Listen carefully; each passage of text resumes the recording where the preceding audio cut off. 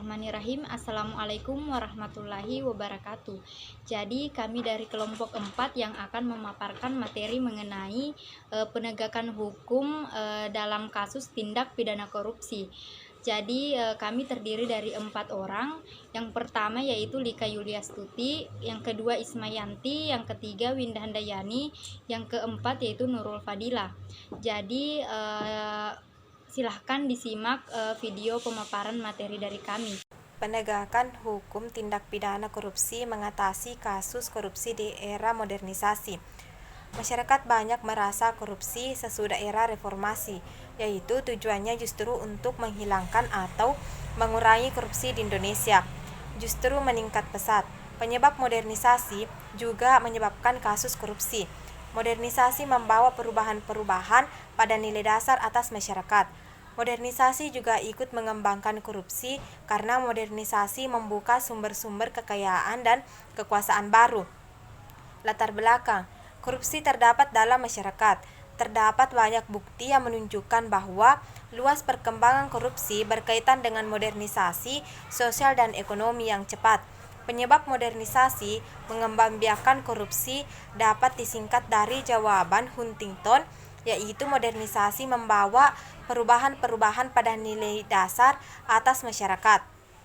Modernisasi juga ikut mengembangkan korupsi karena modernisasi membuka sumber-sumber kekayaan kekuasaan. Hubungan sumber-sumber ini dengan kehidupan politik tidak diatur oleh norma-norma tradisional yang terpenting dalam masyarakat. Sedangkan norma-norma baru dalam hal ini belum dapat diterima oleh golongan-golongan berpengaruh dalam masyarakat. Modernisasi merangsang korupsi karena perubahan-perubahan yang diakibatkannya dalam bidang kegiatan sistem politik. Modernisasi terutama di negara-negara yang memuat modernisasi lebih kemudian membesar kekuasaan pemerintah dalam melipat gandakan kegiatan-kegiatan yang diatur oleh peraturan pemerintah.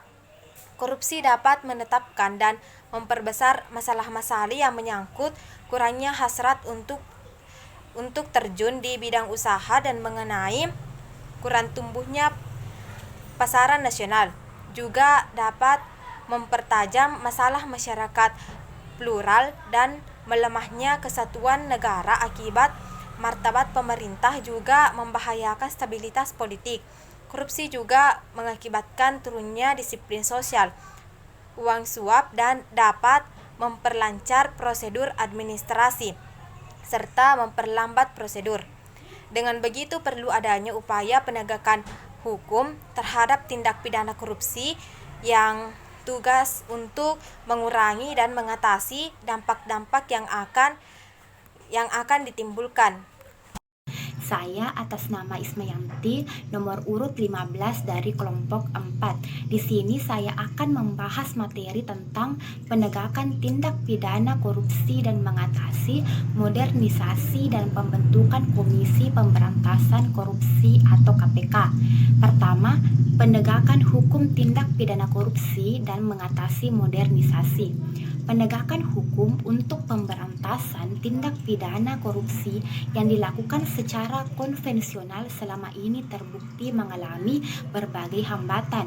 Untuk itu, diperlukan metode penegakan hukum secara luar biasa melalui pembentukan suatu badan khusus yang mempunyai kewenangan luas, independen, serta bebas dari kekuasaan manapun dalam upaya pemberantasan tindak pidana korupsi yang pelaksanaannya dilakukan secara optimal, intensif, efektif, profesional, serta berkesinambungan. Dalam rangka mewujudkan supremasi hukum, pemerintah Indonesia telah meletakkan landasan kebijakan yang kuat dalam usaha memerangi tindak pidana korupsi. Berbagai kebijakan tersebut tertuang dalam berbagai peraturan perundang-undangan, antara lain dalam ketetapan Majelis Permusyawaratan Rakyat Republik Indonesia nomor 11 MPR tahun 1998 tentang penyelenggaraan negara yang bersih dan bebas korupsi, kolusi, dan nepotisme. Undang-Undang Nomor 28 Tahun 1999 tentang penyelenggaraan negara yang bersih dan bebas dari korupsi, kolusi, dan nepotisme, serta Undang-Undang Nomor 31 Tahun 1999 tentang pemberantasan tindak pidana korupsi sebagaimana telah diubah dengan Undang-Undang Nomor 20 Tahun 2001 tentang perubahan atas Undang-Undang Nomor 31 Tahun 1999 tentang pemberantasan tindak pidana korupsi.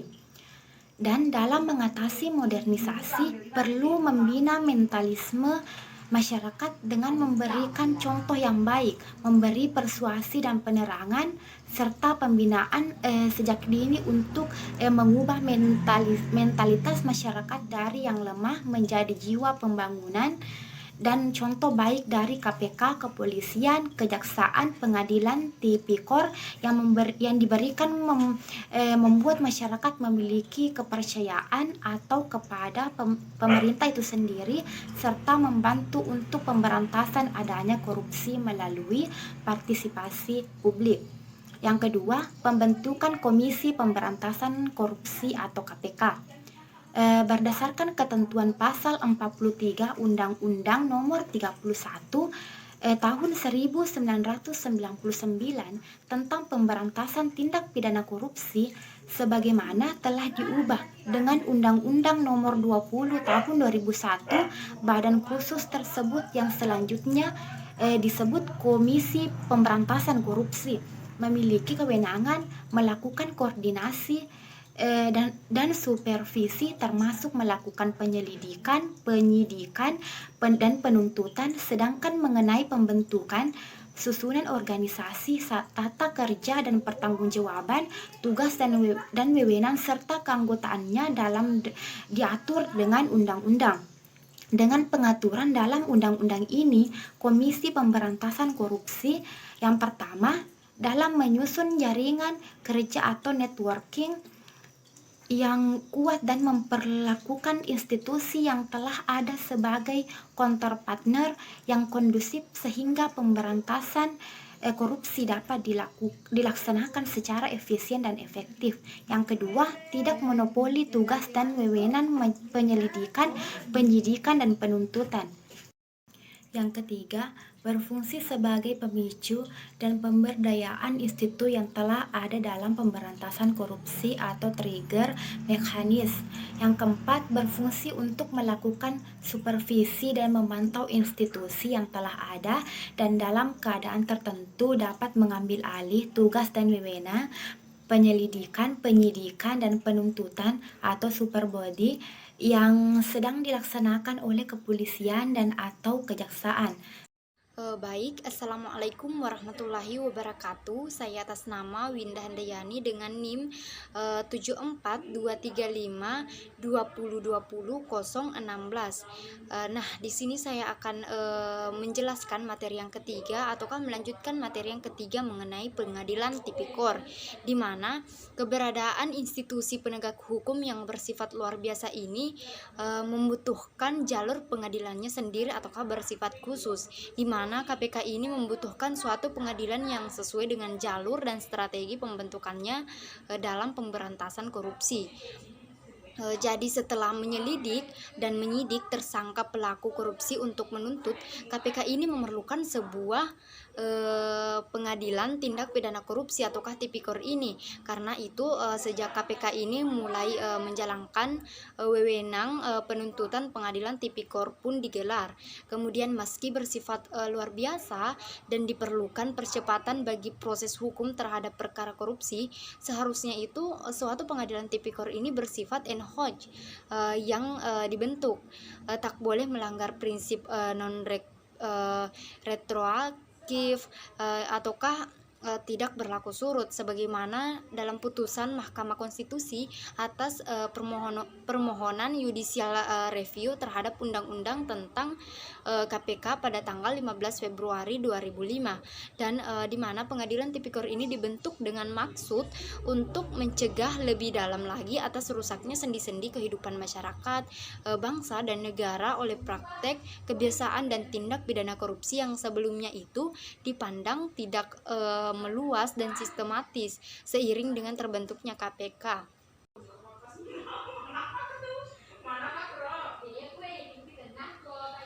Kemudian yang keempat materi yang keempat yaitu partisipasi publik, di mana strategi pemberantasan dan pencegahan korupsi ini didasari tak hanya membutuhkan dukungan institusi-institusi negara baik yang utama maupun pendukung, tapi lebih dari itu dukungan partisipasi publik ataukah masyarakat ini, di mana pemerintah ini memandang partisipasi publik ini adalah sesuatu yang amat penting untuk memberantas korupsi, bukan saja karena korupsi ini bersifat publik dan meluas, tapi juga dianggap sebagai kejahatan yang sangat luar biasa dan melanggar hak-hak sosial dan ekonomi masyarakat. Jadi untuk membutuhkan dukungan dari publik inilah maka diberikan saluran-saluran partisipasi masyarakat dalam beberapa undang-undang, terutama dalam Undang-Undang Nomor 13 Tahun 2006 tentang perlindungan saksi dan korban, dan Undang-Undang Nomor 14 Tahun 2008 tentang keterbukaan informasi publik. Assalamualaikum warahmatullahi wabarakatuh. Saya Nurul Fadila selaku pemateri terakhir dari kelompok 4. Jadi, setelah pemaparan materi yang disampaikan teman-teman saya, dapat disimpulkan bahwa dalam mengatasi modernisasi perlu membina mentalitas masyarakat dengan memberi contoh yang baik, memberi persuasi dan memberi penerangan, serta pembinaan sejak dini untuk mengubah mentalitas masyarakat dari yang lemah menjadi jiwa pembangunan. Dengan contoh, baik dengan adanya KPK, kemudian kepolisian, kejaksaan, serta pengadilan tipikor, membuat masyarakat memiliki kepercayaan atau trust kepada pemerintah itu sendiri, serta membantu untuk memberantas adanya korupsi melalui partisipasi publik. Nah, berdasarkan ketentuan pasal 43 Undang-Undang Nomor 31 Tahun 1999 tentang pemberantasan tindak pidana korupsi sebagaimana telah diubah dengan Undang-Undang Nomor 20 Tahun 2001. Badan khusus tersebut yang selanjutnya disebut Komisi Pemberantasan Korupsi atau KPK memiliki kewenangan untuk melakukan koordinasi, kemudian melakukan supervisi, termasuk melakukan penyidikan, dan penuntutan. Sedangkan mengenai pembentukan, susunan organisasi, tata kerja, kemudian pertanggungjawaban, serta tugas dan wewenang keanggotaannya diatur dengan undang-undang. Nah, keberadaan institusi penegak hukum yang bersifat luar biasa ini membutuhkan jalur pengadilannya sendiri atau bersifat khusus. KPK membutuhkan suatu pengadilan yang sesuai dengan jalur yang strategi pembentukannya dalam pemberantasan korupsi. Setelah menyelidik dan menyidik tersangka pelaku korupsi untuk menuntut, KPK memerlukan sebuah pengadilan tindak pidana korupsi yang sering disebut dengan pengadilan tipikor. Karena itu, sejak KPK mulai menjalankan wewenang, kemudian penuntutan pengadilan tipikor pun ada. Nah, strategi pemberantasan dan pencegahan korupsi disadari tidak hanya membutuhkan dukungan dari institusi-institusi negara, baik yang utama maupun pendukung, tetapi lebih dari itu, dukungan partisipasi publik atau masyarakat sangat diperlukan. Nah, kemudian pemerintah memandang partisipasi publik adalah sesuatu yang amat penting untuk memberantas korupsi. Bukan hanya karena korupsi bersifat publik dan meluas, tetapi juga dianggap sebagai kejahatan yang luar biasa dan melanggar hak sosial dan ekonomi masyarakat. Maka disinilah gunanya diselenggarakannya partisipasi publik. Jadi bersama-sama dengan pemerintah atau institusi-institusi yang telah dijalankan seperti yang saya sebutkan, seperti KPK, kemudian Pengadilan Tipikor, Kejaksaan, dan Kepolisian, kemudian dibantu oleh partisipasi publik atau partisipasi masyarakat, maka penegakan hukum terhadap tindak pidana korupsi dapat diatasi dengan baik. Nah, mungkin itu yang dapat saya sampaikan. Itulah tadi penyampaian materi dari saya sekaligus menutup presentase dari kelompok saya. Hadanallahu wa iyyakum ajma'in. Assalamualaikum warahmatullahi wabarakatuh.